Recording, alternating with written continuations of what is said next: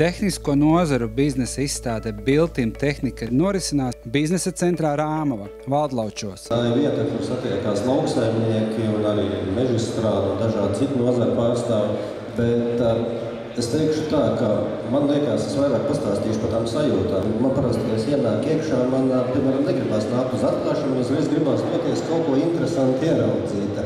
Un man liekas, tas ir tas pats galvenais, ko mēs kā ražotāji, ka mēs šeit gribam kaut ko jaunu, kaut ko interesantu priekš savas saimniecības, gan zināšanas, gan arī praktiskas lietas, kas palīdz mums ražošanā. Un tāpēc es teikšu tā, lai mēs vairāk labi zināšanas gūstam un jaunas interesantas lietas, un lai visiem, kas piedalās izstādē, kas apmeklē izstādē, tā ir veiksmīgi, un arī organizatoriem, es zinu, ka tā ir labākā izstāde Baltijā, un lai tā arī paliek.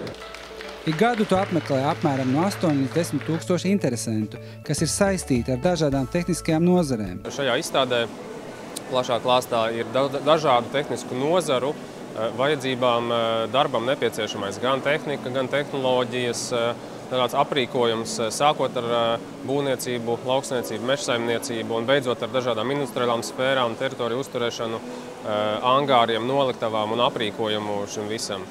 Mērķis izstādē ir noskatīt un popularizēt jaunas inovācijas, jaunas idejas, kā mēs varam kopumā gan darbu, gan ražošanu un pakalpojumus sniegt Latvijā produktīvāk, efektīvāk un ar vidē draudzīgāk.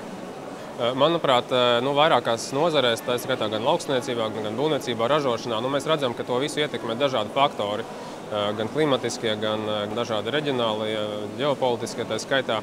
Taču kopumā, protams, mēs Latvijā attīstamies, un tas mums ir jādara, lai mēs kāpinātu šo produktivitāti un spētu būt šajā Eiropas valstu saimē.